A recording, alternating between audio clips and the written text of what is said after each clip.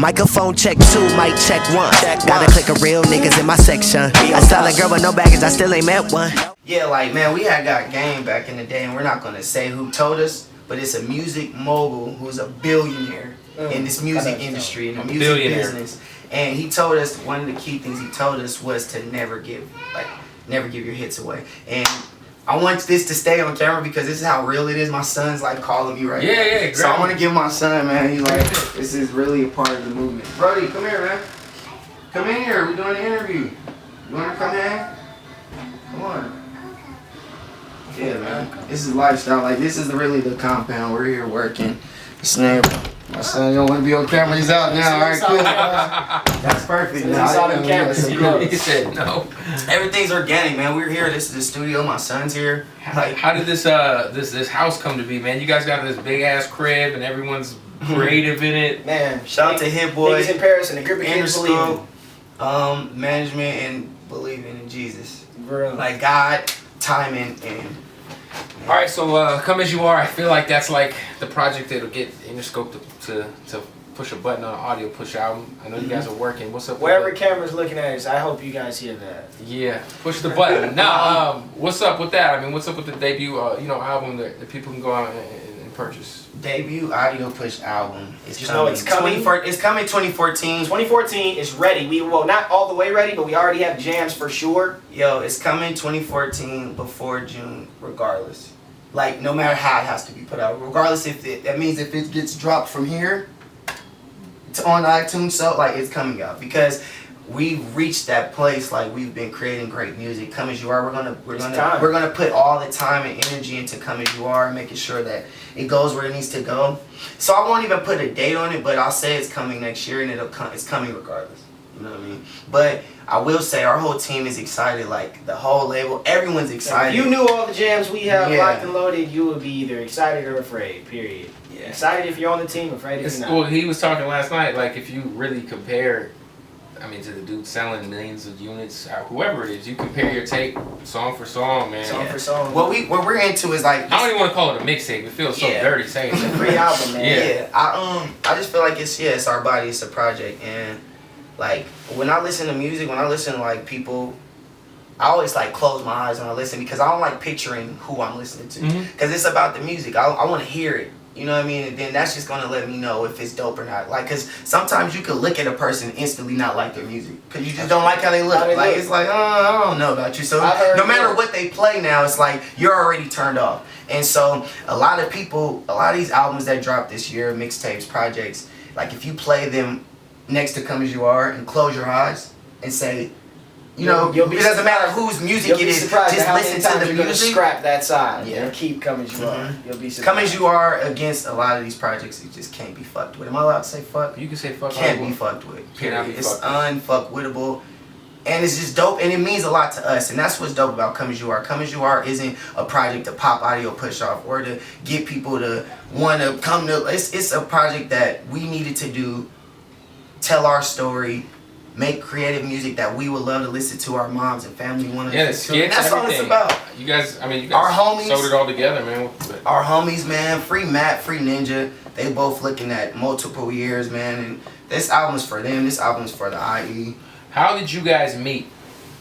Oh man, we've known each other since middle school. Yeah, 12th grade. I was 12. I was 13. Yeah, and basketball, dancing, crunk dancing, all that, and we just be in the same crowds, and it just happened. We was always hanging around each other. So like, when did you guys start fucking around making music together? When did Audio Push? When was the birth of Audio Push? I was making music when MySpace was cracking, like just by myself. By yourself. He was doing the same thing. I remember exactly.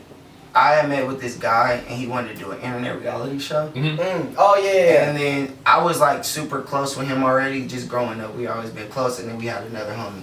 So the dude was just like, who would you want to do this internet reality show with? And then so I got him and I got this other dude. And me and him, we already were close. So then once we start performing together, the internet reality show ended up getting like 1 million views. This is all like, mind you, we've been grinding for years. Right, yeah. You know what I mean? This has been a grind for years since like MySpace. It's been forever. So we met then. We were performing together, and everyone loved how we performed together. And we're like, we should be a group. And HitBoy Yeah, we were having the same conversation with HitBoy just like this. He was like, ain't y'all a group? In the middle of him talking, and he's like, nah, we not a group. He's like, y'all should be a group. We're at his mom's house in the same room he made niggas in Patterson. We're in that same exact room. Damn. Where he was like, we should be a group. How old were you guys at this point? What year was this? It had to be 17. I was probably 17, 16. He was probably 17. 7. Yeah, somewhere around there. But we were already performing, doing songs together for a year or two before then. And then HitBoy, you guys known each other pretty much the same time? Yeah, I knew HitBoy since I was 12. Yeah. And I've known him since I was about 15, 16. That's crazy. That is crazy. Let me ask you, when it comes to working with HitBoy, man, like, I feel like he's, you know, arguably the top producer in hip hop right now. Yeah. You know what I'm saying? Yeah. I always hear about processes of producers or artists like Kanye or Dr. Dre and how meticulous they are, and you know, how was HitBoy? How was it making a song with HitBoy? People need to understand he's not your typical person that makes beats, man. Like this, he wants to paint pictures. He wants to make when he's listening to the music, he will name a movie, a book, a picture he's seen. Let's do something. Like he doesn't just be like, yo, this beat bang, right? Yeah. Like it's not the typical producer. Like period. And more than that. Man, he get it. Like, we all get it. And so with that being like our homie, like with that being like our brother, that's like our best friend on top of the fact that we make music together. And so it's just like, we instantly connect. Like, he knows what we're going through in life. So when he comes in here and hops on the keys and knows to make this type of song because we're going through, like, you know, it's perfect because that's our homie. And so watching the process, it's like, it's the same as like I used to be at his crib, his mom's crib, just watching him make beats at home. It's almost the same. The difference is I'll hear the beat here, and then 1 week, a month, a year later, I'll hear Hov on it or something. And it's like, what the? You know, it's crazy. It's crazy, but it's like, it's dope because HitBoy is HitBoy. HitBoy is like the most humble, super humble person ever. Like, you know what I mean? To be who he is. And he's bigger than hip hop. Like, you know, he's working on so much crazy classic music right now that's so out of hip hop. Like, he's working on crazy music. So he's the best. He's the best producer. He has the most beats I've ever seen from a producer that are all good. Like he has like HitBoy is 1,789, and it's probably like crazy. Now you can pick a number in your head. Yo, I'm just. Then it'll say HitBoy and that number you just said. Just so niggas know, like, just so, cause it's the compound. Like, this is Bootleg Kev. We rocked with him for years since day one. So like, just. Oh no, they might have took the drive. Nah, this is how real it is. I'm gonna show them how real it is. It doesn't stop. The shit just lives on iTunes, and I can guarantee you, I'm gonna find a beat that says like HitBoy's 2007. But I said that to say like HitBoy is incredible.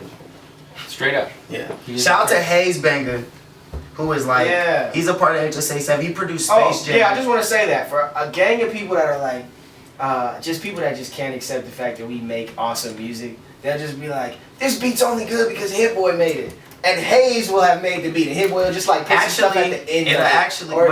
What it'll be is me and Hayes will actually be in the studio. That's what I mean. I produce most of the songs out with Hayes, and HitBoy's a producer. Right. HitBoy comes in as the genius HitBoy, like, okay, this is what needs to get switched around. Boom, boom. But half the time, he'd be in there Voltroned out, and HitBoy just turns it into a superhero at the that's what people don't understand. That's like, crazy. A lot of the beats get picked out by him, made by him and Hayes. We'll rap on it, and then HitBoy will come in and add stuff like that. Was it easy to get Wayne on Space Jam? It was not easy. I'm gonna say easy. The music was. It happened faster than I thought it would. Yeah. Shout out to Tez, Cortez Bryant, if you're watching. That's what's up. That's what. Yeah, the music was dope, and I feel like it doesn't matter who it is. Like, if they hear a song and like it, they'll fuck with it. Right. You know what I mean? And that was what that situation was. And Wale getting on Anything Goes, and Joey Bag getting on 'Tis the Season. Every song you heard was not from like, yo, I need this for like people would hear the song and be like, this shit bangs, let's go. Yeah, that's dope. What out of all the joints on the tape, I guess which one was the one that took the longest, that was like maybe you guys didn't agree on? Because I mean, there's two people in a group. You know what I'm saying? Is there ever a song that you guys might disagree as far as who goes first or how it's arranged or? That all used to happen like in a long, like the. It don't happen no more. Well, not as far as like who goes first. Like, yeah, or not as far as like like I can't remember the last song I was like working on like Like this shit so like, you know what I mean? Because once it gets to that point, I'll scratch the song. Scratch it, right? Because once it becomes like forceful, I remember the last song I really did. Oh my god, you know what song featuring Brandy that we did one time ago? That was a song we did that years ago. Did not like. That it was just, it took so much. We worked on it for like forever, and I'm not into that. Yeah, some people some people like how they work on a song. Don't get it twisted. I'm into like people whose processes where really it take 2 months to like. I know, like, I heard Kanye work on all the lights for, like, ever. Right. Which, and I get it, because it came out and it was amazing, golden. But sometimes, like, you'll get in the studio and and that moment is there. Sometimes that moment lasts for 2 months. Yeah. Sometimes that moment lasts for one night. 4 hours. Out of Come As You Are, I'll say out of all the songs, Tis the Season was one with Joey Bad that we didn't know exactly where we wanted to. King of the Hill references. Yeah, right. I switched my verse on there like 3 times. Yeah, and then I'm even more so like the hook. We weren't sure if we want to make it something that where people it's so easy on the ear, or do we want to challenge people? And so with Tis the Season, we were like, fuck it, let's challenge people. Yeah, man. I mean, I think that's like, I think that nowadays, I was telling you yesterday, you guys' live show at Rock the Nose is incredible. Right. Thank you, man. And appreciate it. Once there's a few ways, you know. Of course, the internet is what it is. Like you said, you guys thought that this is something y'all could sell, but at this point, the more ears that come to it, the better. That's all right. So when you guys get in a song with Joey Badass, you gotta, the motherfuckers who fuck with Joey Badass expect something. Yeah. They expect some lyricism, and you know. And that's what's dope too, because like all his fans, all crowds, everyone who hears that shit is like, okay, all right. Like we don't like y'all, but the song's dope. Right, I can't find one person. Hey, I can't find one person that can actually hear the album and either not have one song that at least, so they're like, okay, that you can't front on that shit, or they just you have to take it seriously after you hear that album. How did Vic Mensa feature come to be? When we were working on the song "Do It All," and I had already like had the idea to sample the Music Soul Child sample, and then so. Building a beat. Yeah, shout out to my boy Eric Choice, who produced Shine along with Hayes Banger. He produced Do It All along with Hayes Banger and HitBoy as well. And Vic, man, he just was like with it. He was dope. We're all young and we were just talking at first, having regular conversation. We vibed. So then he was writing in his head. He didn't touch a pen or a paper. And by the time we got back here, we came back here to finish the verse right in this room. And he just went over there. I recorded him and he just snapped. Like he really snapped. Like it was like I had to turn around. I remember I was recording him and then he was like going off like free my nigga ugly E until I turned around like what the fuck is going on? Like yo, this nigga's going crazy. I became a fan. Like I'm a fan of Vic. Yeah, he's incredible, man. Like I'll go to his concerts every time. I'll go to his concerts and not go backstage. Like I'll go to his concerts and be in the crowd to watch as a fan. That's dope. Ill. That's dope. Well, yo, hopefully we get that album 2014. You say no matter what? No matter what, it's coming. Bootleg Kev, man. Appreciate y'all, man. Appreciate you, man. I'm glad to see people are coming around, man. It's straight up. Proud of y'all, man. Y'all do your thing, man. Real shit. Yeah. Audio push, man. Make sure y'all get Come As You Are. Like we were saying, man.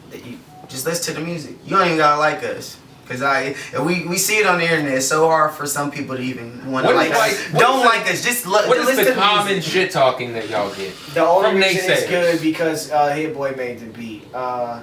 Oh no, this is the best shit. This is what we get all day.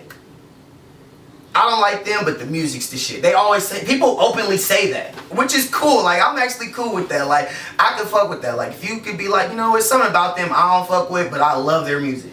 Yeah, I'm okay with that because guess what? You don't have to like just go like listen to my music. That's real. I'll say that's like for me that's like crazy groundbreaking because my favorite artist in the like world, like top 3 is Kid Cudi, and I've watched him say it on the radio. Like people have not listened to Kid Cudi just because of the way he dresses. Yeah. So for people to say like, I don't care how you dress, I don't really fuck with all that and how you dress and all that, but your music's dope. For me, that's like whoa. That's ill. Like because it's like you know what I mean. I create music. When we make music, it's like.